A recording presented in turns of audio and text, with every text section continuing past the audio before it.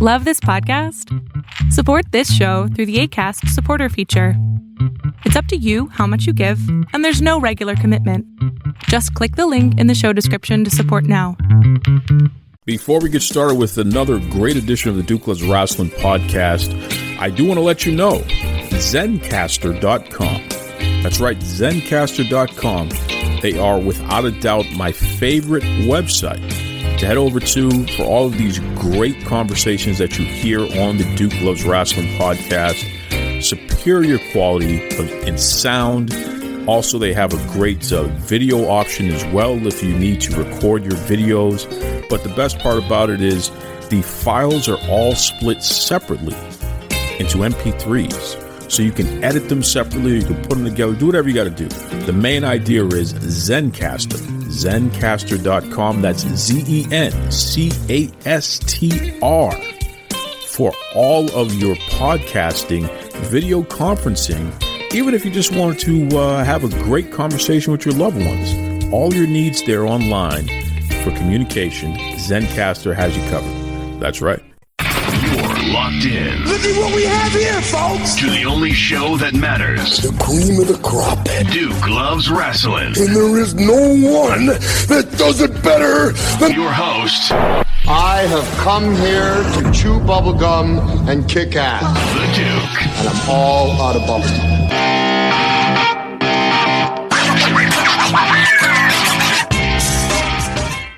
Welcome to a special edition of the Duke Loves Rasslin podcast. I am your man of the hour, the man with the power, too sweet to be sour. That's right, the Duke. And let me tell you something.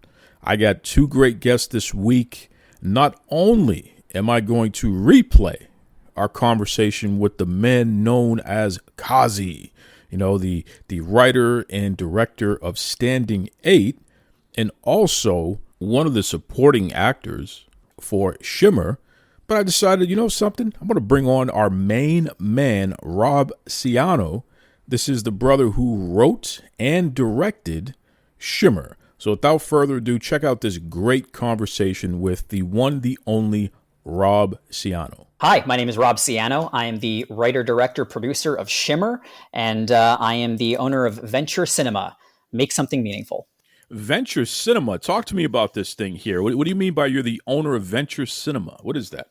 So Venture Cinema is the culmination of my life's work, I would say, my life's dream. When I was very young, I was acting on stage and I was making movies in my backyard. And I had always wanted to become a filmmaker. That was what, I wanted to do with my life. And I was extremely fortunate that, the snowball rolled in such a way that just about 3 years ago, I was able to officially found my company, Venture Cinema.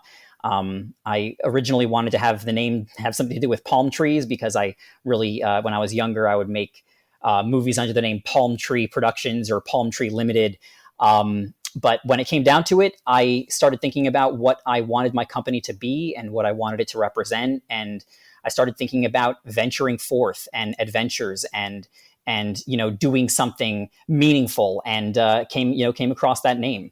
So Venture Cinema is a dream come true in a way, and I'm just very happy to be able to make movies under that name. What's the most challenging part about making movies, Rob? Because it sounds like a pretty big undertaking just to go from an idea to literally something that people can watch on a screen there. So if you could pick one thing, what's been the biggest challenge? I think the biggest challenge, especially in independent film, which is what I work in, I'm not associated with any studios. I think the biggest thing is just having the confidence to go forward and say, yes, this is a risk, but I'm going to take it because I believe in myself. And really, it's a lot of self-motivation. It's a lot of getting yourself up in the morning and saying, oh man, like I'm going to have to make these phone calls and I'm not sure how they're going to go, but I'm going to do it. I think that's the most difficult part when you're supported by a studio. There's a lot more, I guess there's a lot less convincing you have to do of people, but and you have to have a lot of confidence in yourself to be an independent filmmaker. And I think that's probably, just a challenge. It was a challenge for me, and it's a challenge for some people. So yeah, definitely. What's been the most rewarding part of it? This is something that I thought about just the other day. I mentioned that venture cinema is literally my dream, was to make a company, to make movies. And I think that the most rewarding thing is the fact that that I was able to go ahead and I made a feature film, and you can watch it. Anybody can watch it, and it's a thing that's going to just be exist forever. And I think that is so rewarding to me, because I think that I put something out that I'm personally very proud of, and I think that the people who were involved in making it are very proud of it. And I just am happy that I can put something out into the world that other people can hopefully learn something from or just enjoy. That's rewarding to me. That's extremely rewarding. Well, speaking of that, and speaking of enjoying works of art, I mean, Shimmer. Now, folks, we're not talking about Shimmer.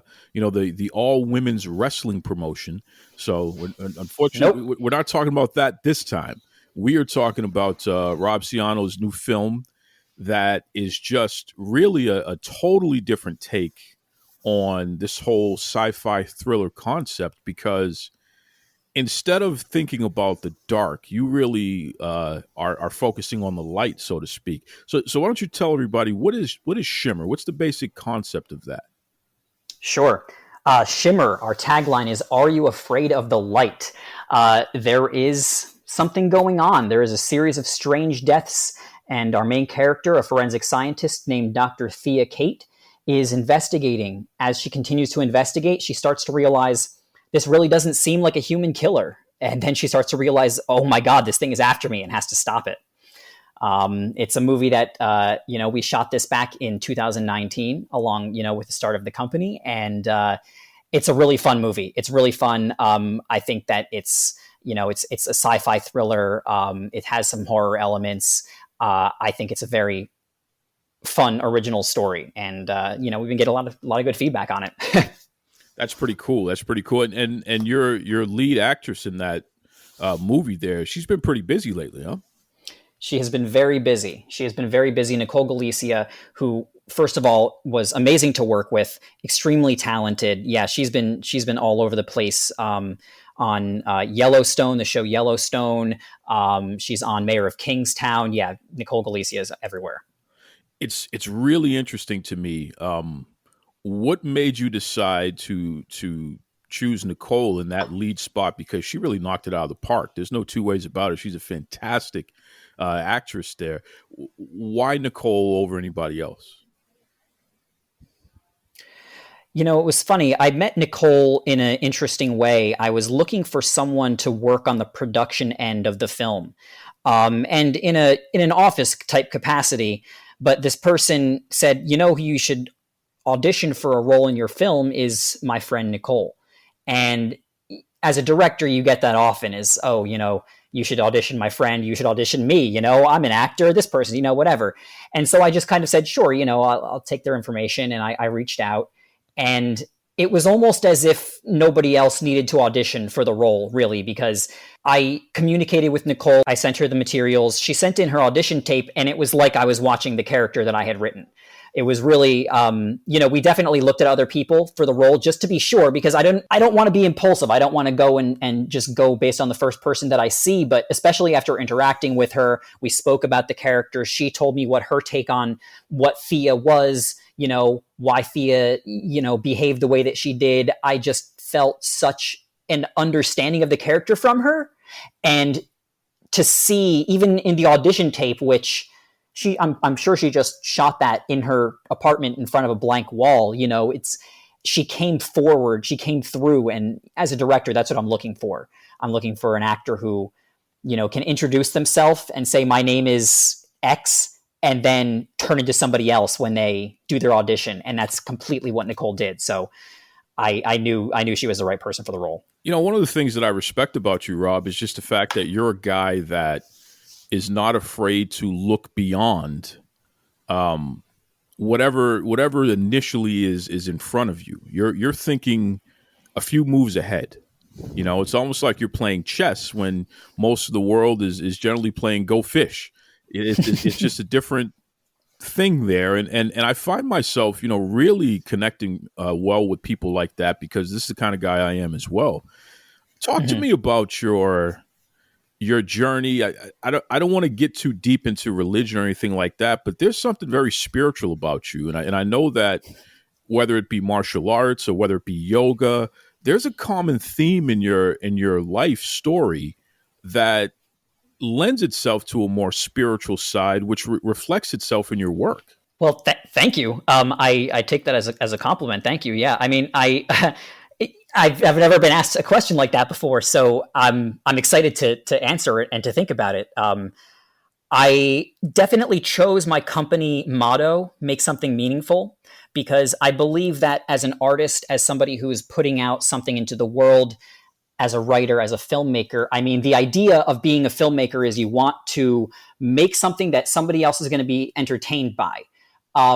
But in doing that, you're putting things out into the world. You know, you're writing words. You're then getting somebody else to say those words. And for me, I would want to make sure that those words that I'm writing that somebody else is going to say, you know, I want to make sure that they mean something. I want to make sure that they tell a good story, that they tell something about, you know, morality or about interacting with people or about understanding or about just some kind of, you know, I don't want to say that I'm putting a heavy moral in all of my movies. I mean, Shimmer is not a movie that's happy-go-lucky stars, you know, hearts, stars, and horseshoes or anything like that.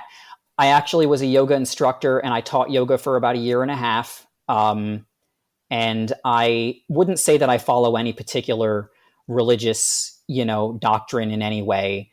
But I think that there's something that happens when an artist puts something out into the universe, especially something that they're hoping that other people will connect to.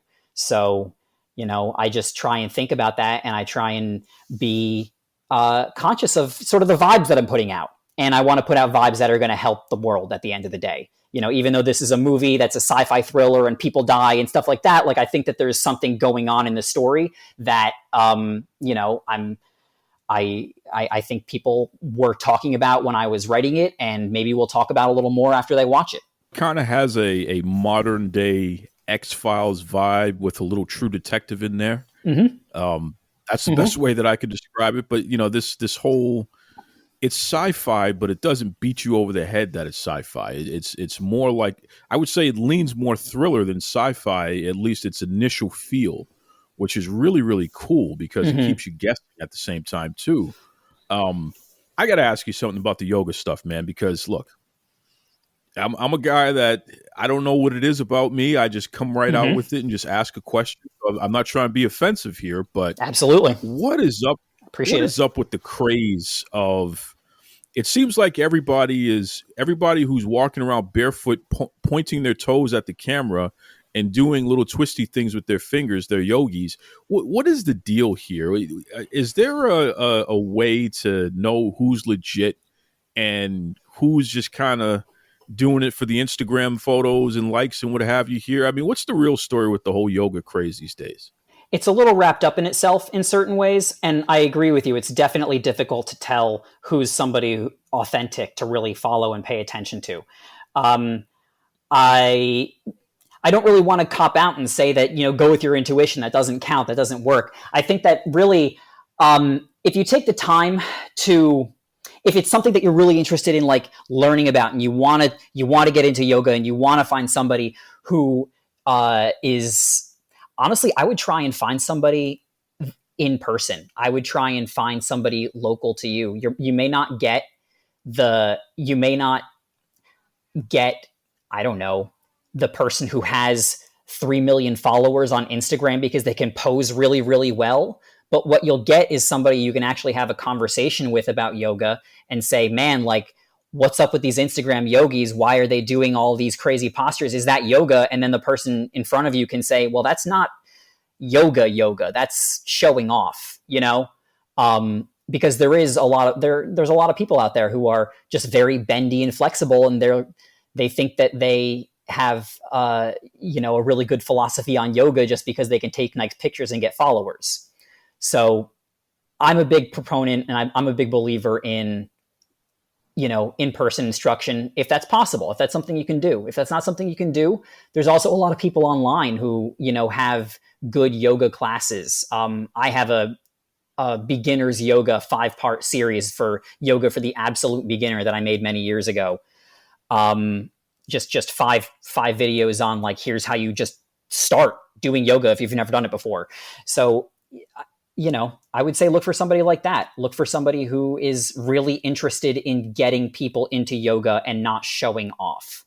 I think it's easy to tell who's trying to show off and who's trying to actually engage you as a student or as just somebody who is interested. I appreciate your honesty with that, because you're absolutely right. There are just some people who are just really bendy.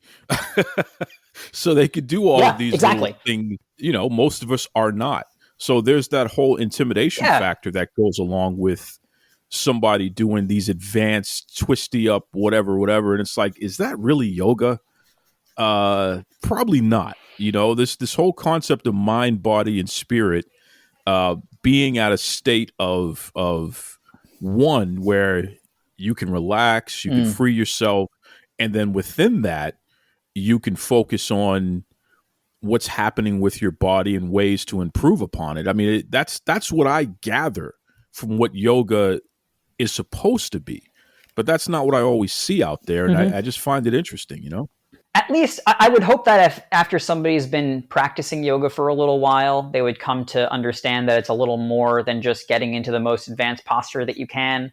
Personally, in my practice, I really don't do anything that would be considered an advanced posture because I'm trying to do other things with my yoga. I don't really, I'm not trying to get into, the scorpion posture because the scorpion posture has nothing to do with the moving meditation that I'm doing, Exactly.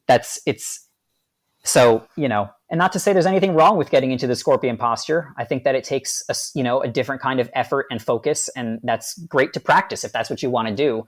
But doing the scorpion posture is not in a vacuum yoga. It's just putting your body in a position. Yes. And another thing, folks, just because you have goats standing on your back while you're sitting in a hot room, I don't know.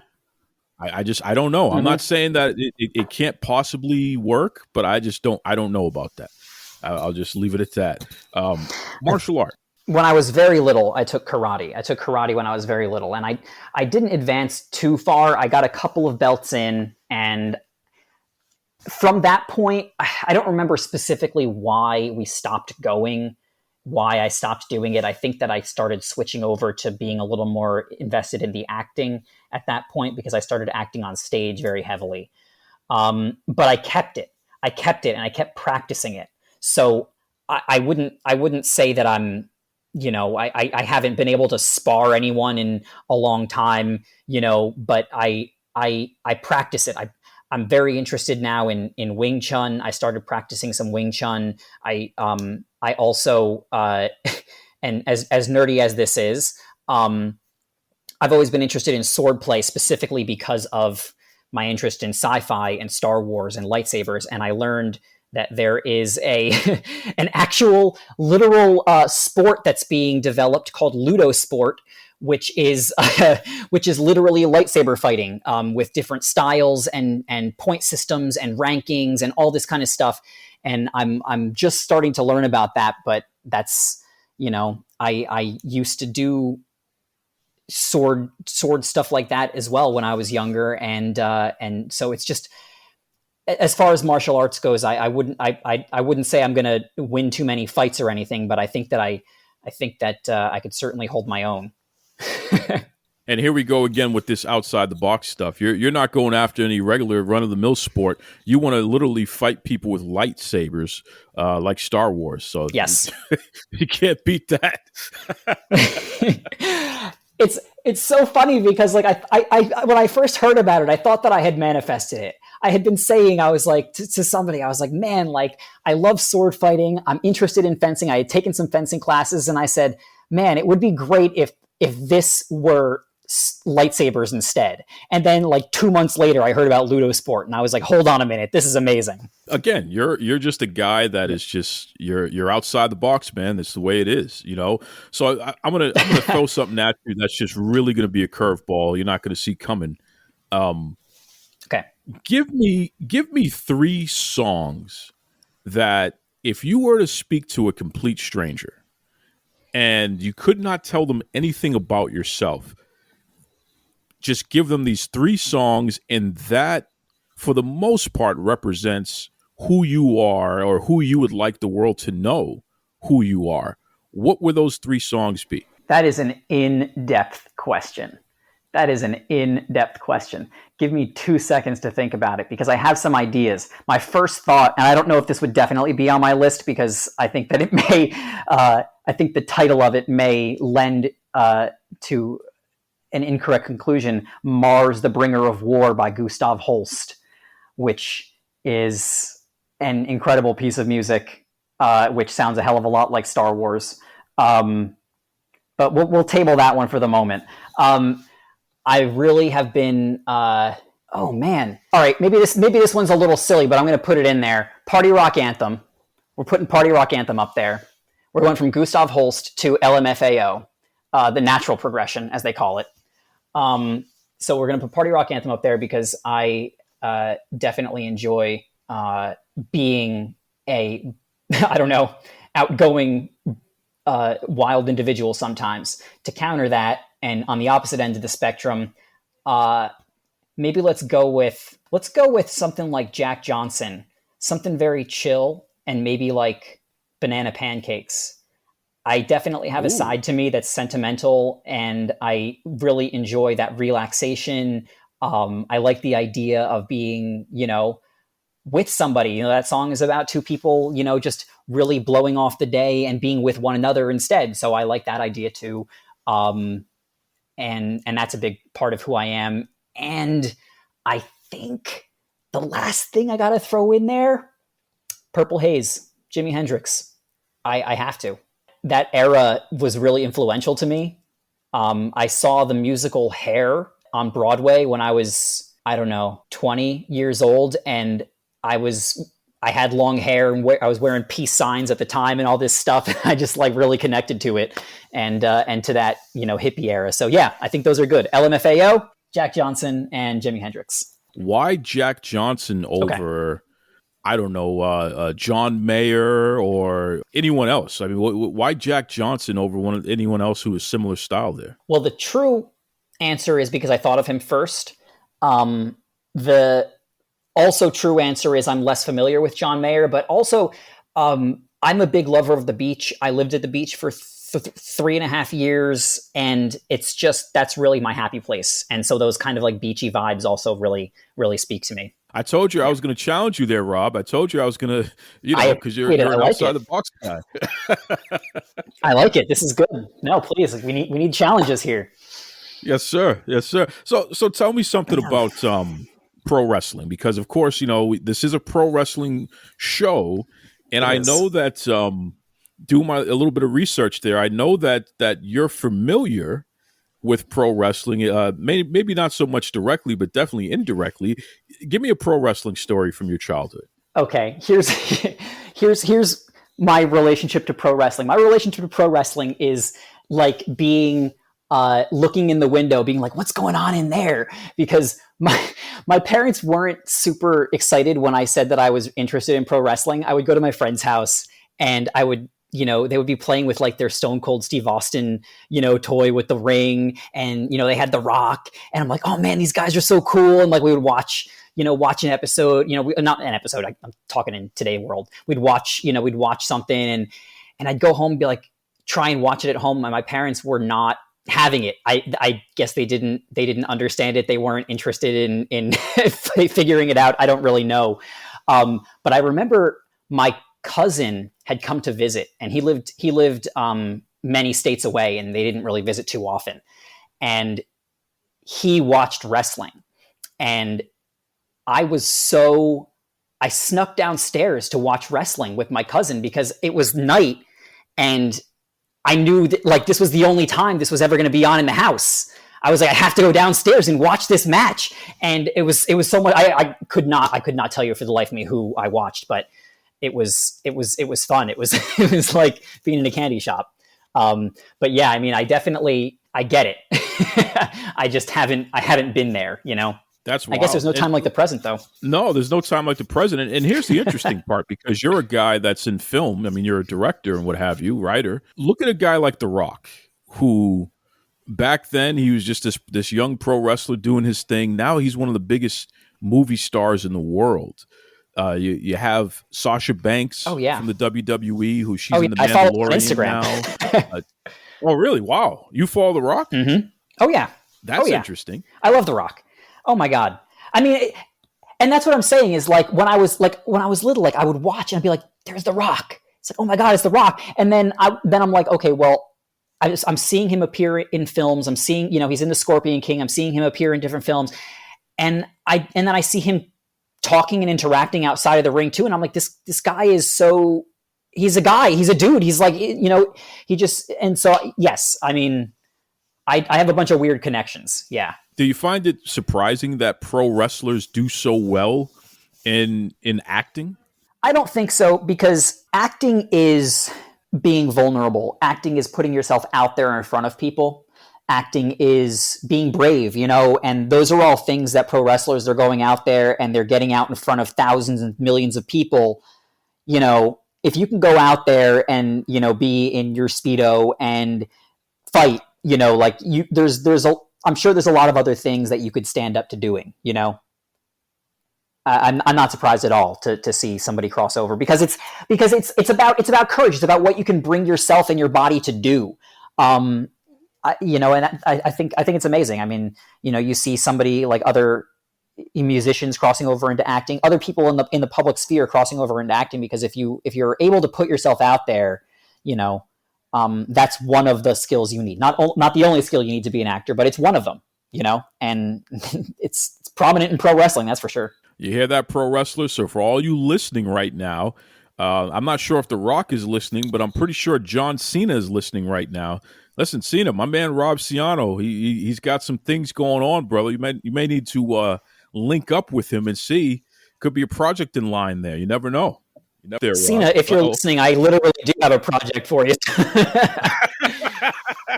Even if you have to write it right now, you're going to have that project, right? Yeah.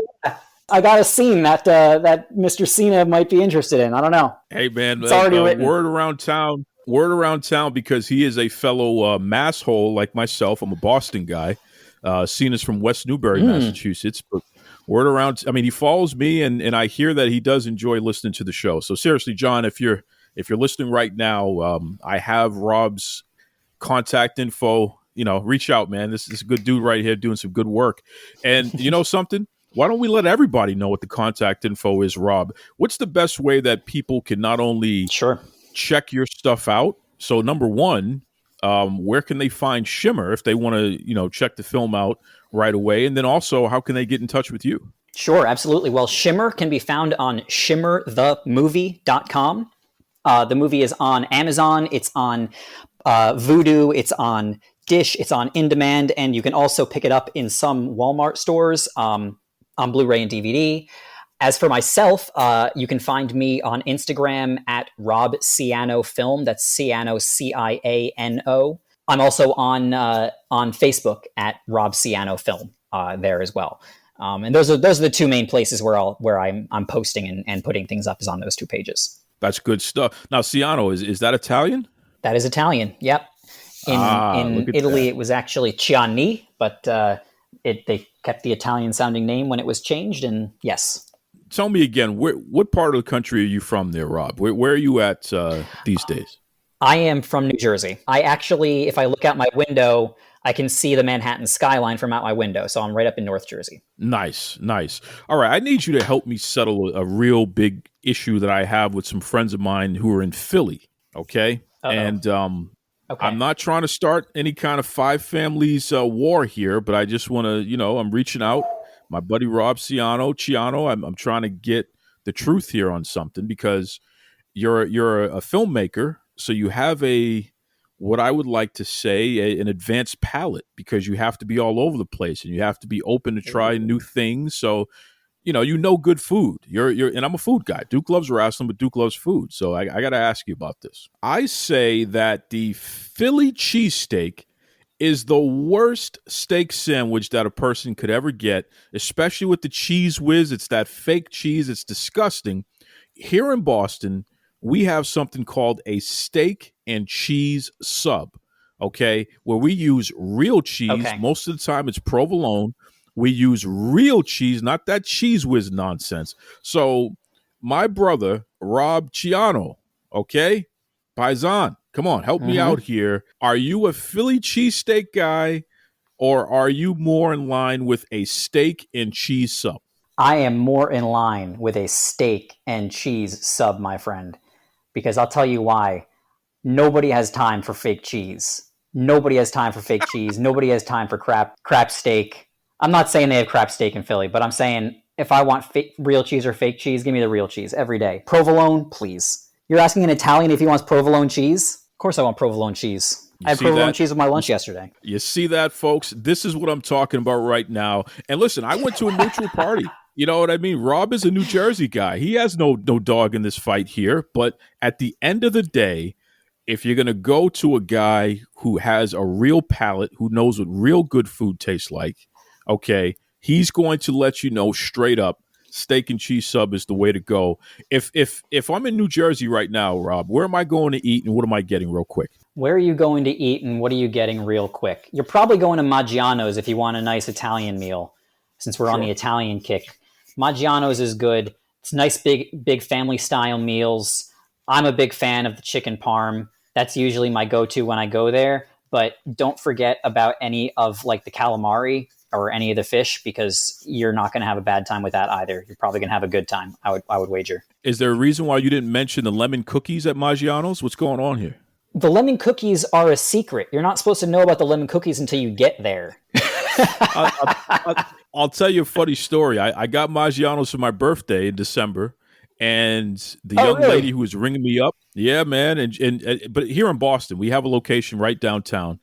And the young lady who rang me up, she said, I got a special treat for you, Duke. And sure enough, she gave me 7 lemon cookies, and they were the best cookies I ever had. Wow. I got to go to that Maggiano's. See, I'm telling. And I've been to Maggiano's in Vegas. You know, they wherever you go at Maggiano's, you're gonna get a good lasagna. That's for a fact, no matter which one, you're getting a good lasagna. There's no two ways about it, right? Absolutely, good lasagna, good ravioli. I love a good ravioli. Well, listen, good Rob Ciano, you are a good man, and again, I want everybody to check out Shimmer. I don't care what you got to do. If you got to go on Amazon, if you got to go on Vudu, if you got to order it through Walmart, if you want to get the DVD, what have you, check this movie out. It's a great piece of work. It's interesting. You're on the edge of your seat, so it's going to keep you guessing. You will not figure out what happened, so you really got to watch to the end in order to understand what's going on there. But it's just really a great representation of the kind of filmmaker and writer and really the kind of person that Rob Ciano is, just a guy thinking on a different scale. And I'm interested to see what he has coming up next. So we'll definitely have you back on the show sometime, Rob. That sounds great. And thank you so much for the kind words. I'm really glad to have been here. This was a lot of fun. What a good dude there. Rob Ciano, fantastic conversation there. You know, he's really in touch with his spiritual side and what have you, and it shows. Just a really, really fun guy to talk to. And, you know, I decided, hey, listen, since I'm bringing Rob on the show, I know a couple weeks ago we had Kazy, but let's just make it a package deal. So without further ado, let's revisit my conversation with the man known as Kazy. I'm Kazy Toganos, the lead actor, producer, writer of Standing 8, a film about a professional boxer who's forced to retire after being diagnosed with lupus. Also a key supporting actor in the thriller Shimmer. Well, Kazy, first and foremost, thank you for joining us here on Duke Loves Rasslin. Standing 8 is pretty heavy subject matter there. So this is a movie about a boxer battling lupus. So I got to ask the obvious question in the room. Exactly what is lupus, Kazy? So lupus is an autoimmune disease wherein the body's healthy organs and tissues are attacked by the immune system. So it can affect any organ system. It can affect the skin. and it can be deadly. Unfortunately, on average, it takes about 6 years to get diagnosed. It's often referred to as the great imitator because it'll show symptoms that can be, credited to other types of diseases. A lot of times, early symptoms like they'll think you have carpal tunnel or arthritis, but indeed it's lupus affecting the joints. So it is difficult to diagnose. There have been some new tests that have come out through Exogen. It's like the one of a kind test that actually can test for lupus and how active it is in your system. Unfortunately, a lot of people in the medical profession aren't aware of the product quite yet, or they just don't know to test for it because despite the millions of people around the globe that do have lupus, there's still a real lack of awareness. It's affected my family because my mother has been fighting lupus since before I was born. So I've had to witness firsthand the effects that it can have and how it can kind of devastate people's lives, professionally, physically, emotionally. It definitely takes its toll. It's a tough disease. I wonder about something, Kazy, because you said that your mom had been battling lupus since before you were born. What you knew growing up was someone dealing with this sort of condition, this disease here. When did you realize that this was not quote unquote normal in a general sense here, that this was, your mother was part of a smaller portion of the population dealing with something like this? So, we're Eastern Europeans. They got this old school, don't let on that anything is wrong kind of a mentality. So my parents made this conscious decision to not let my mother's lupus affect my childhood. So she really didn't let on, that there wasn't a day that went by that she wasn't in pain, right? She would just do whatever she had to do and she wouldn't complain. She would, hospital visits, chemotherapy, regular doctor's appointments, tests, all of this became a very normal thing to me in my life. And I never really thought anything of it. Seeing my mom at the doctor's it just felt normal. And I didn't really realize, how sick my mother was until college, realistically, because I ended up writing a paper on lupus. And when I wrote that paper, it kind of opened up my mind to realize all the symptoms that my mom was experiencing. I actually got into like the biology and the science as to what was happening in her body and why she was acting the way that she was acting and feeling the things that she was feeling. And it was kind of an eye opener for me at that point in time. That was like a big, big leap forward. And then the next big leap for me was really when I decided to make Standing 8. And I talked to my mom specifically about her journey with lupus because I was trying to make the screenplay ring true to her journey. And that was another eye-opening moment. Just kind of leveled up my understanding of what my mother was going through and how it really did throw a wrench into the gears of her life. That's putting it mildly. She had to give up her career. She was on the road to getting her PhD. She's a mathematician. She had to quit teaching. She tried to tutor, and then her energy level dropped to the point where she couldn't even do that anymore. Professionally, it just totally just threw her off track. And I know that was a hard thing for her to contend with. And then of course, like the physical, right? Every day you're waking up in some kind of pain. Something is hurting. So, it's been really tough for her, but she made sure that it wasn't tough for me, especially when I was younger. So with Standing 8, this is a movie about a boxer who is coping with lupus. Why a boxing movie? Why did you choose a boxer to be the person, the main character to tell this story with? Well, at the beginning, I was in the amidst of my acting career. I was auditioning quite a bit. I had auditioned for boxing roles more than one occasion. And I was just getting overlooked, and it was kind of frustrating me because I did have a boxing background. You know, I fought in the Pennsylvania Golden Gloves, and I had that boxing experience. Yet I wasn't getting cast, and I really felt like, you know, sometimes you just gotta validate yourself when it comes to your career. And I wanted to write a project that I would be able to play a boxer, and you know, they say write what you know, and my team and I kind of got together and we were throwing ideas around, and my co-producer was like, you know, what if we involve the lupus angle? And I was like, yeah, that's great. You know, like, and we're thinking of how we could do that. And he mentioned, well, what if the boxer actually got lupus? So instead of telling it from like a secondhand storyline where he's trying to take care of someone with lupus, he actually gets lupus, which ironically with men, men are the minority in the lupus community, right? Only about 10% of lupus patients are men. So it actually opened up the door to tell the story, not only about like bringing lupus in as a plot device, but actually speaking to the minority of the minority, if that makes sense. And of course it checked off a couple of boxes for me as an actor, but it really was able to bring attention and shed some light on the journey that a lot of people with lupus have to deal with. And that's the fact that a lot of them end up losing their livelihoods because they just physically can't work. What is it like, Kazy, to be an actor? And like you just said, I mean, you have a background in boxing and what have you.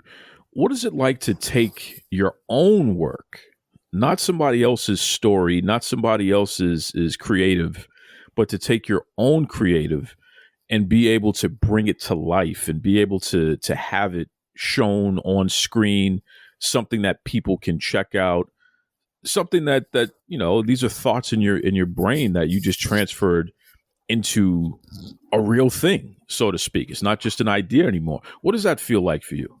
Creating your own content is so I often equate you know, acting to being a brush or a color on a painter's palette. The director is the painter. So when you're being a creative, you're not really getting to indulge in the full creative process when you're acting in somebody else's project, right? Because you're functioning as the brush, you're functioning as the paint.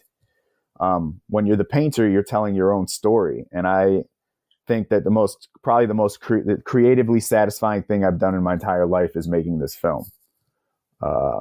It allowed me to develop the story, and then to interject my personal experiences, my mother's experiences. I mean, there's dialogue verbatim in the film that comes from my mother's experience, and being able to intertwine that and then take a skill set that I had, like through boxing, and put it all together, really served as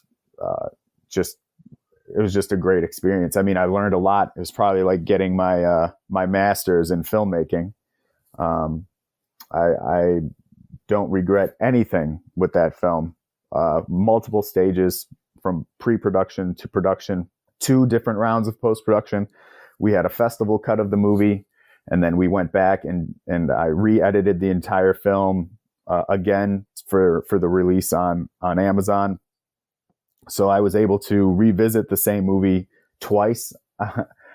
And that in itself was such a learning experience. I mean, I can't emphasize enough how important it is for actors, especially, to really consider creating their own content, because no one will be able to fulfill you like you can for yourself. You know, nobody can actually step into shoes or play roles that you really feel passionate about the way, and tell those stories that you really want to tell.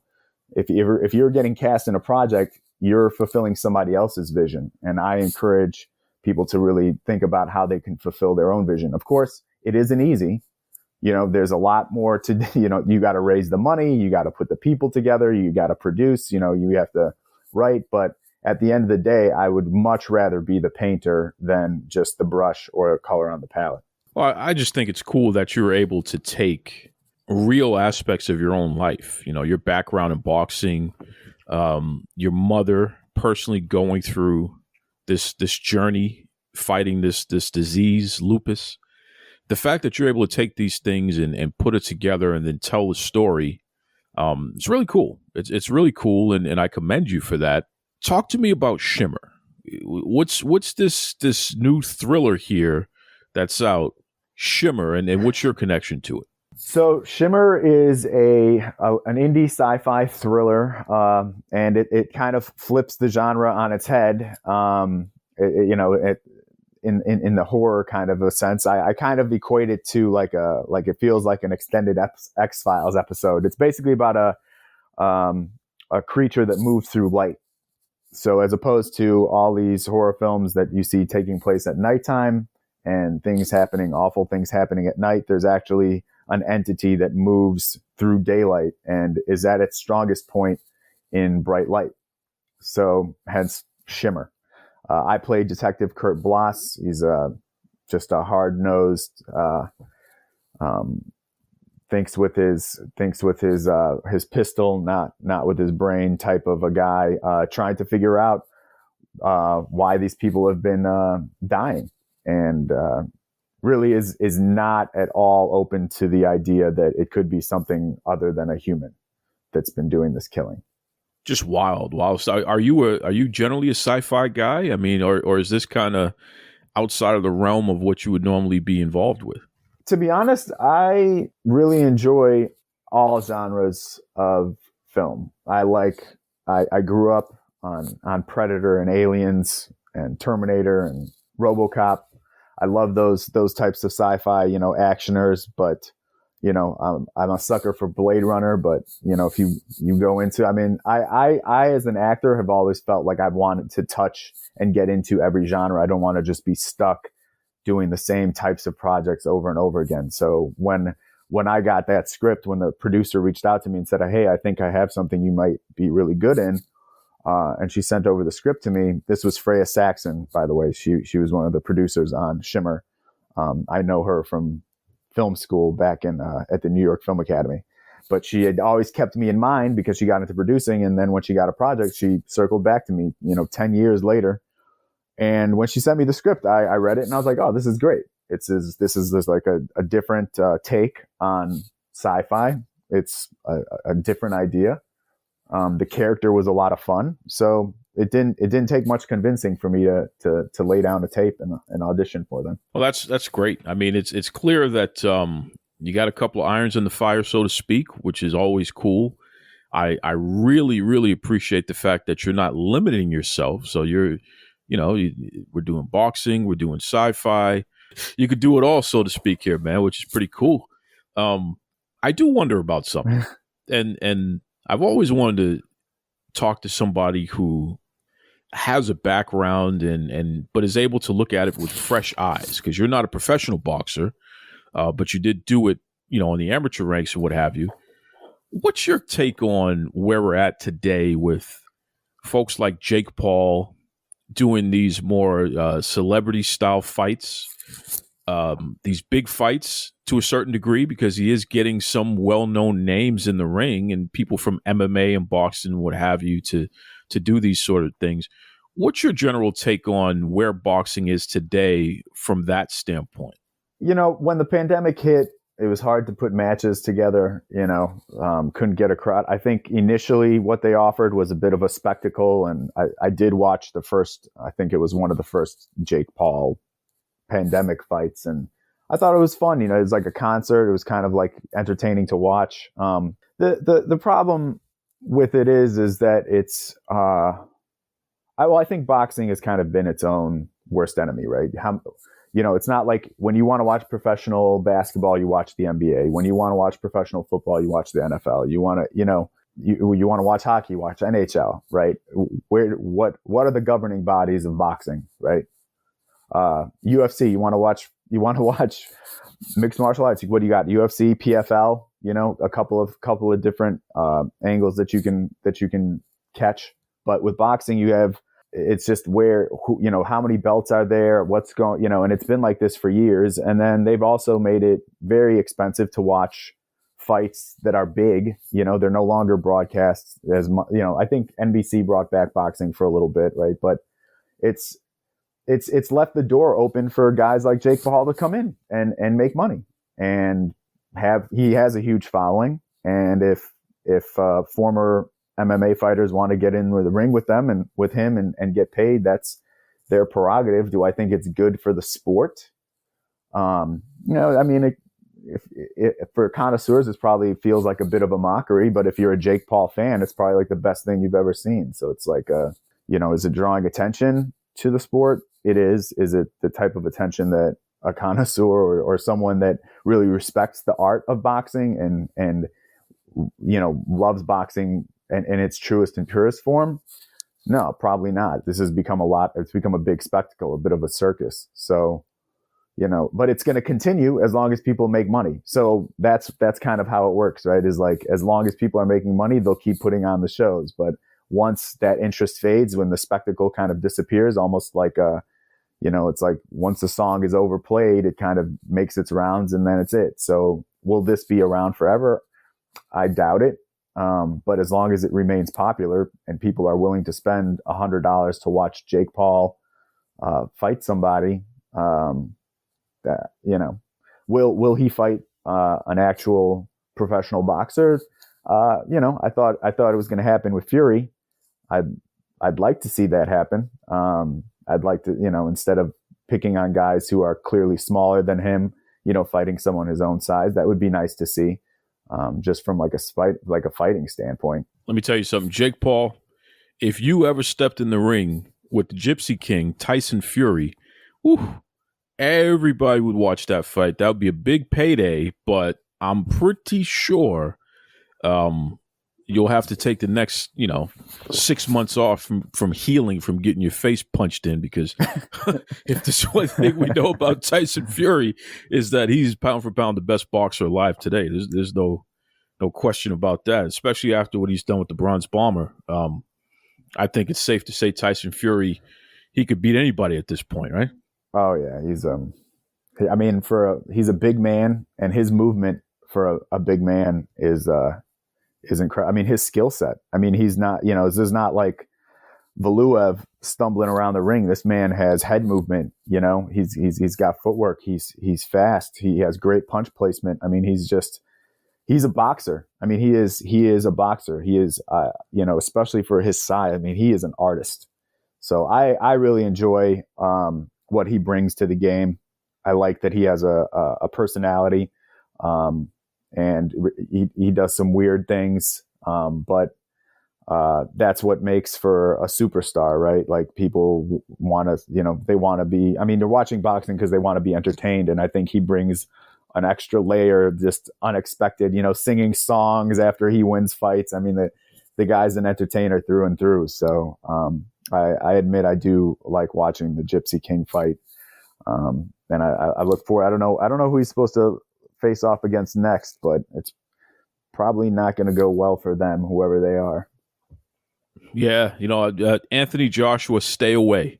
That's all I can say to you, pal. Stay away. Yeah, that's right. That's not going to end well. Yeah. Listen, Kazzy, you're a good it's dude. Been, it almost for a little bit. Oh no, please finish your point. Finish your point. I'm sorry. No. I was just gonna say, like the heavyweight division kind of almost felt like the 80s for a second. Guys. It was like you got Joshua gets knocked out, and then what did he took out Klitschko? Then you think he's gonna be the king, and then he ends up getting laid out, and then it's just been like this kind of wild and crazy heavyweight division, and then Tyson Fury decided to pull it back together and get his life back on track, and the guy's like, he's following in the footsteps of another Tyson now. It's really it's been interesting in the heavyweight division, and I felt like the Klitschko brothers were running things for so long. It almost, I don't want to say it was boring. I respected what they did. They were good at what they did. They're tacticians. They weren't necessarily the most exciting. They didn't take a lot of risks. They just jab you to death until your face turned into pizza, and then they'd unleash like a hook or a right hand and end the fight. But so I respect what they did. You know, I respect the Klitschko's a lot. They did what they did. But you know, bringing action back to the heavyweight division, it's been an interesting few years, I think. For sure. Kazy, why don't you let everybody know the best way that they can check out, you know, not only Standing 8, but also Shimmer? Where can folks check these two projects out and get some good movie watching in their life? Sure. Standing 8 is now available free to Prime users. So if you're on Amazon Prime, you can check out Standing 8. It's like Standing 8 completely spelled out. It's a short, so it's 27 minute runtime, so it won't take up a lot of your time, but I think you'll be entertained just telling a different angle of a fighter's story dealing with this disease and getting heckled by his former would-be opponent and having to contend with letting his professional life go, you know, physically, even though mentally he wants to continue. So that's living on Amazon Prime. And then Shimmer is, I think, available at Walmart, Amazon. So you can actually get it on DVD if you're like a DVD person. I think a few different streaming platforms, but primarily they're using Amazon and Video on Demand and Walmart.